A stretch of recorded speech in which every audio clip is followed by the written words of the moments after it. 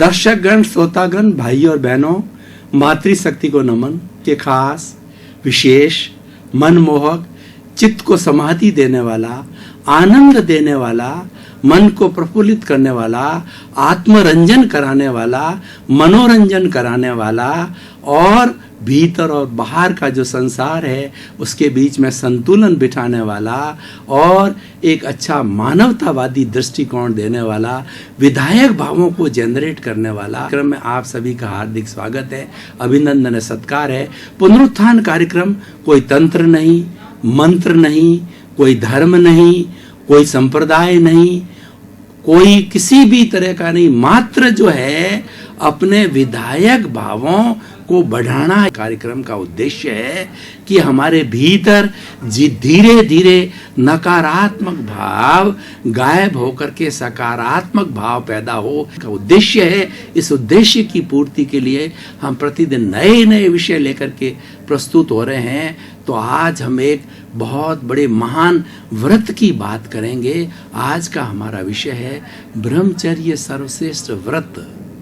भाई और बहनों, दर्शकगण, श्रोतागण, भारतवर्ष व्रत प्रधान देश है। व्रत माने वो का मतलब ये है कुछ न कुछ जो है आदमी को जो है ग्रहण करना, किसी भी चीज का त्याग करना, किसी की प्रतिज्ञा करनी, किसी की ओथ लेनी, वह जो है व्रत कहलाता है।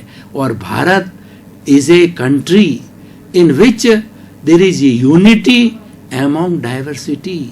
ये रंग बिरंगा देश है, कई जातियां, कई धर्म, कई संस्कृतियां, कई तरह का पहनावा और कई तरह की चीजों से विभिन्न विभिन्न रंगों वाला देश है।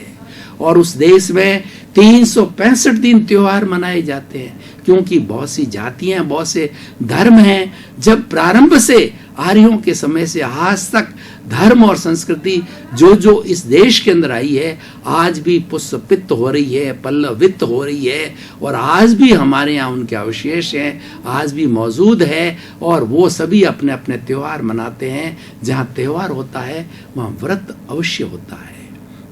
इसीलिए जंगल के अंदर बहुत बड़े बड़े पशु होते हैं, लेकिन शेर सबसे बड़ा पशु होता है।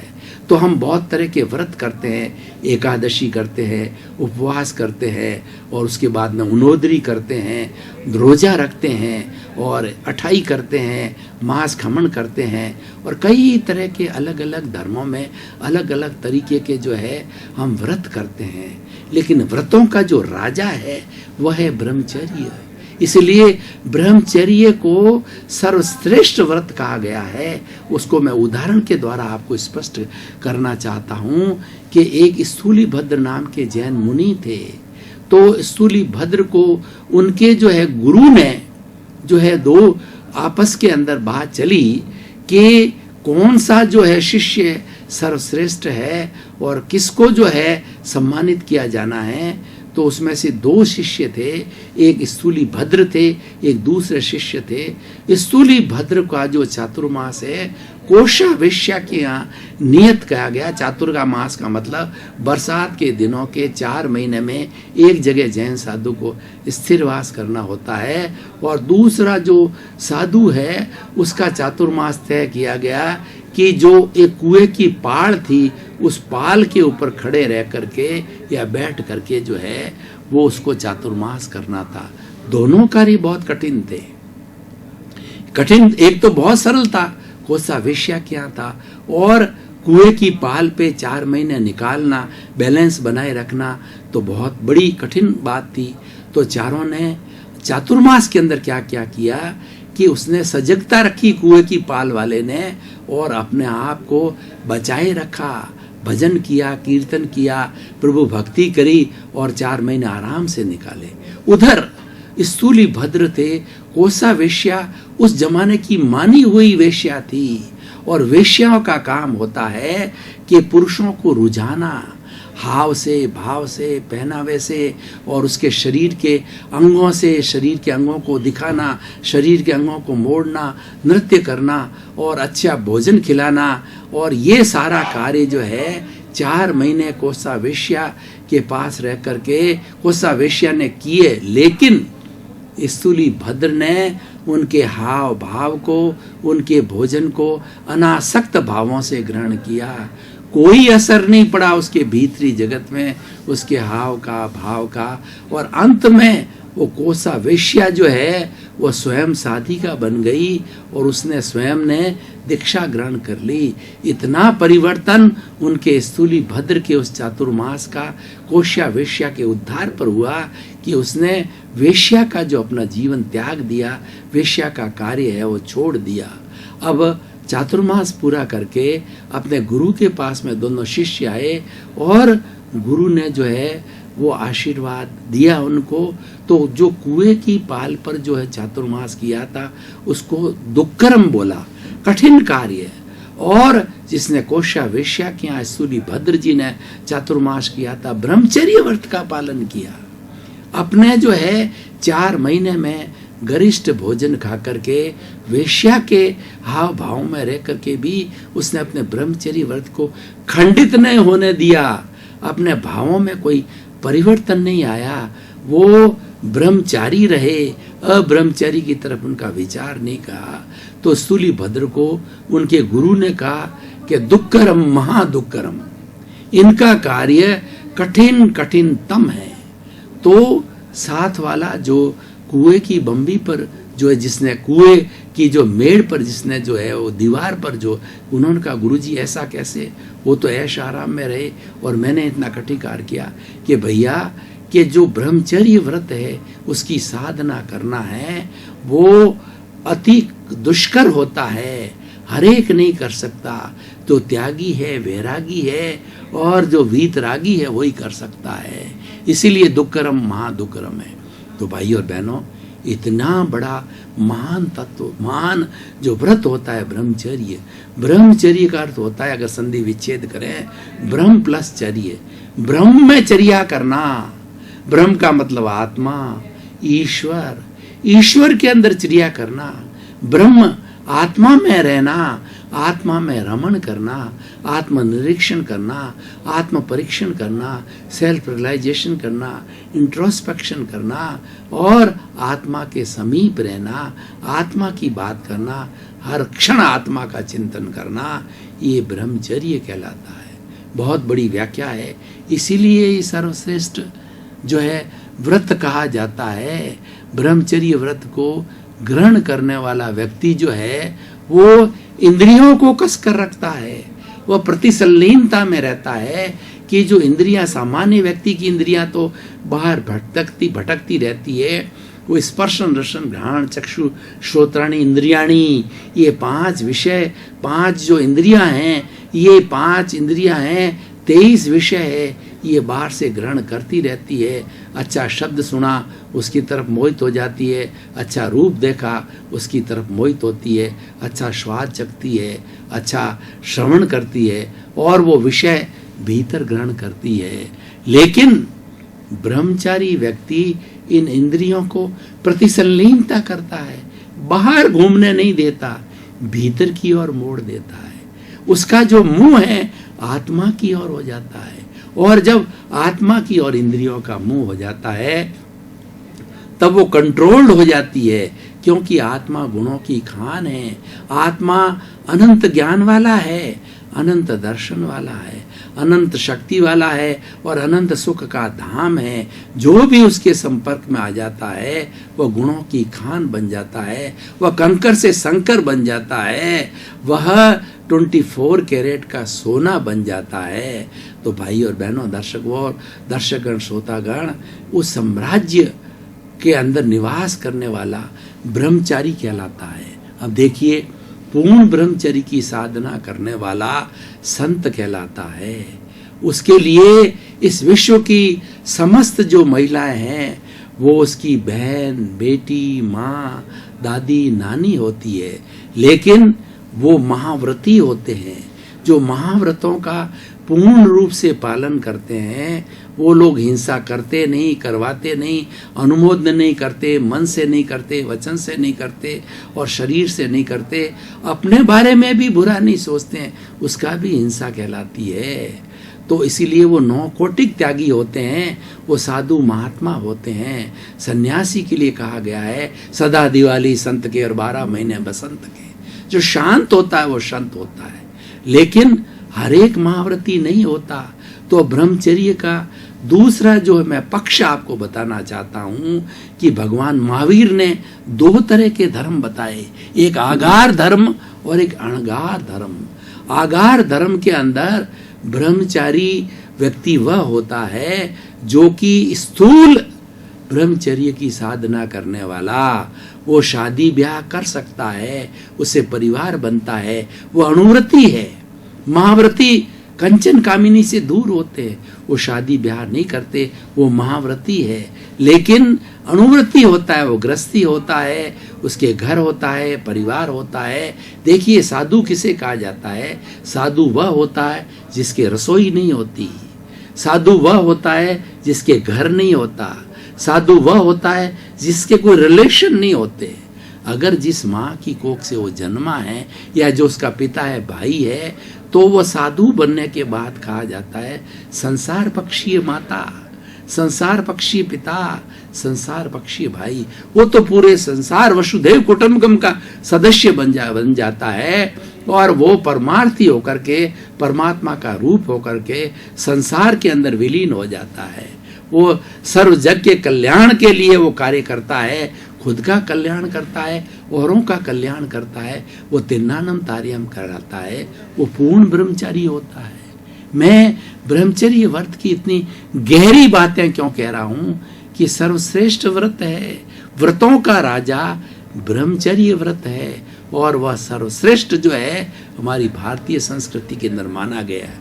अब आप देखिए, गृहस्थी होता है, वह अणुव्रती होता है, और उसके लिए ब्रह्मचर्य की साधना क्या है? एक स्त्री की छूट है। एक स्त्री को छोड़ करके विश्व की समस्त महिलाएं उसकी बहन, बेटी, माँ, दादी, नानी होती है। एक के साथ स्वदार संतोष की छूट होती है, क्योंकि ये शरीर है, अर्थ काम धर्म मोक्ष पुरुषार्थ चतुष्टय होता है। जहाँ शरीर होता है वहाँ काम होता है, और शरीर के साथ में काम पैदा होता है। अगर व्यक्ति को छूट नहीं दी जाए, पारिवारिक व्यवस्था नहीं हो, शादी की व्यवस्था न हो, तो हमारे यहाँ जंगल राज हो जाएगा, हमारे यहाँ अनाचार हो जाएगा। जैसा कि पाश्चात्य संस्कृति में है, कोई किसी से शादी करे, कोई किसी को छोड़े, कोई किसी को रखे, वहाँ पे इसको बुरा नहीं माना जाता है। और वहाँ पर माँ बाप के बच्चों के जो नाम भी अपने होते हैं, सरकार ही उनको पालती है। वहाँ का सिस्टम अलग है, हमारा सिस्टम अलग है। हमारी भारतीय संस्कृति जो है वो ब्रह्मचर्य प्रधान संस्कृति है। वहाँ पर चरित्र के अंदर ब्रह्मचर्य की हीनता को बहुत बड़ा घृणित कार्य माना गया है। आजकल देखिए कितने कितने बाबाओं की पोल खुल रही है कि वो किस तरीके से जो है महिलाओं के साथ के अंदर जो है रेप करते हैं, अनाचार करते हैं, तो उनको जेल हो रही है। और करोड़ों की संपत्ति होकर, मठाधीश होकर, पूजनीय होकर, और करोड़ों करोड़ों अन्यायियों के बाबा होकर भी वो ऐसा अनाचार्य कार्य कर लेते हैं। मैं किसी का नाम नहीं लेना चाहता हूँ।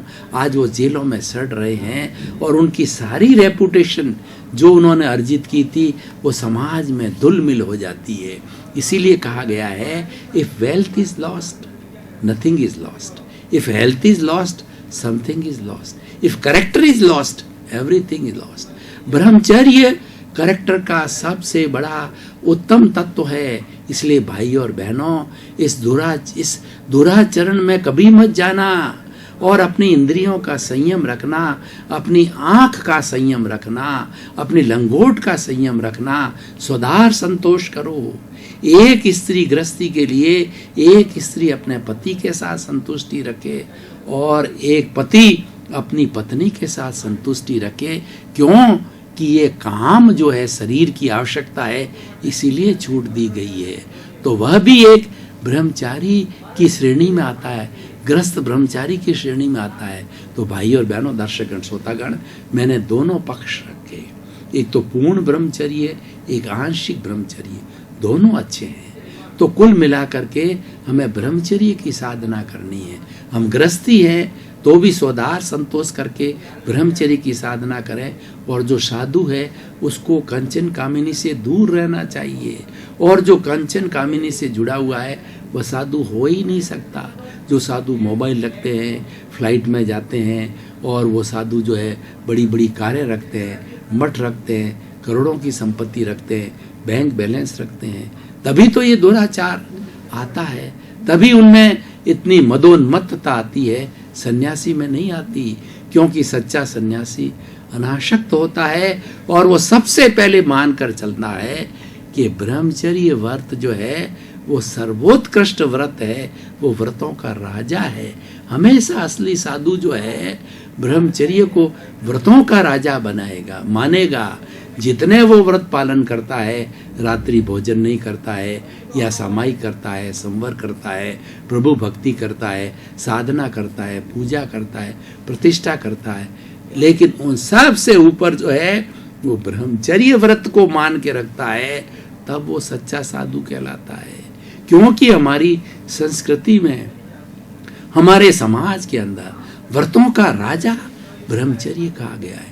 तो भाई और बहनों, दर्शकगण, श्रोतागण, आज इस एपिसोड को मैं कसौटी पर कस रहा हूं कि ये बात क्या सही है, ये बात में कुछ दम है क्या, और ये कुछ जो है आज का एपिसोड समाज को दे सकता है क्या, समाज में परिवर्तन ला सकता है। तो मैं डंके की चोट कह सकता हूं कि जो व्यक्ति अपनी आंख का और लंगोट का सच्चा है, वो व्यक्ति विश्व में कहीं पर भी घूमे, उस पर कोई दाग लगने वाला नहीं है। क्योंकि सबसे बड़ा दाग होता है वो चरित्र का दाग होता है। दूसरे दाग तो धुल जाते हैं, चरित्र का दाग धुलता नहीं है। कितने कितने बड़े सीडी कांड हुए जो आज तक जो है वो चल रहे हैं, और उसके अंदर पूरा का पूरा परिवार जो है वो बहुत बड़ी, कहना चाहिए, अवनति की चोट में आ गया, और वो असम्मान की स्थिति में आ गया और लज्जित हो गया। तो भाई और बहनों, दर्शकगण, श्रोतागण, हम लज्जित न हों उसके पहले इस व्रत का मनन करें, इस व्रत को समझें कि ब्रह्मचर्य का पूर्ण अर्थ होता है ब्रह्मचर्या करना। और चाहे गृहस्थी ब्रह्मचारी हो, चाहे सन्यासी हो, दोनों के लिए एक चीज कंपल्सरी है, और वो सस्टेन तभी करेगा ब्रह्मचर्य व्रत जब ईश्वर प्राणिधान करेंगे, आप ईश्वर भक्ति करेंगे और भीतर विराजमान शुद्ध आत्मा भगवान की साक्षी में रहेंगे, और 84 लाख जीवा योनि के भीतर विराजमान शुद्ध आत्मा भगवान के दिव्य दृष्टि से दर्शन करेंगे। चूहा जा रहा है, बोलना नहीं, कहना नहीं किसी को, मन में चिंतन करना। चूहा जा रहा है, बिल्ली जा रही है, कौआ जा रहा है, घोड़ा जा रहा है, ऊंट है, पेड़ है, पौधा है, कोई भी जीवित प्राणी है, उसके भीतर विराजमान शुद्ध आत्मा भगवान के दर्शन करो। जैसी मेरी आत्मा है वैसी उसकी आत्मा है, भगवान कृष्ण की आत्मा, भगवान राम की आत्मा, मेरी आत्मा, पेड़ पौधे की शुद्ध आत्मा में कोई परिवर्तन नहीं है, कोई फर्क नहीं है, कोई अंतर नहीं है। ये अंतर तो कर्मों के बोझ के कारण है। हर एक जीव ने अपने अपने कर्म अर्जित कर रखे हैं, कर्मों के बोझ के कारण उसको वैसा शरीर मिलता है, वैसी भोगावली मिलती है, और वैसे कर्म परिणाम मिलते हैं, कर्म फल मिलते हैं। वो अंतर है, बाकी शुद्ध आत्मा भगवान में किसी का कोई अंतर नहीं है। तो ये चिंतन ब्रह्मचारी को आता है, और ये हमारा ब्रह्मचर्य सस्टेन कब रहता है, ब्रह्मचर्य व्रत जो है वो हमेशा हमारे जीवन में साकार व्रत कब लेता है, जब ईश्वर प्राणिधान करते हैं, जब हम आत्मा की भक्ति करते हैं, आत्मा में विश्वास करते हैं, आत्मा गुणों को करते हैं, आत्मरंजन करते हैं, और उसके साथ साथ में केवल मनोरंजन तक सीमित नहीं रहते, हम भीतर और बाह्य जगत का सामंजस्य करते हैं। एक गृहस्थी को अपना जो है लौकिक जगत निभाना होता है, अपना व्यवहार जगत निभाना होता है, निभाइए। दर्शकगण, श्रोतागण, भाई और बहनों, कार्यक्रम में प्रतिदिन नए नए अच्छे अच्छे एपिसोड आ रहे हैं, गुणात्मक आ रहे हैं, क्वालिटेटिव आ रहे हैं। आप इसको देखते रहिए, सुनते रहिए, आपके जीवन की दिशा बदल जाएगी, आपका जीवन बदल जाएगा, आपका रूपांतरण हो जाएगा, आप सही मायने में अच्छे इंसान बन जाओगे, जो कि सबसे बड़ा कार्य होगा, आपके भाव विधायक हो जाएंगे। कार्यक्रम की तरफ से आपका जीवन आनंदमय हो, मंगलमय हो, सुखमय हो, प्रेममय हो, शतायु हो करके खूब समाज की, परिवार की सेवा करें, परोपकार करें, आपके प्रति मंगल भावना।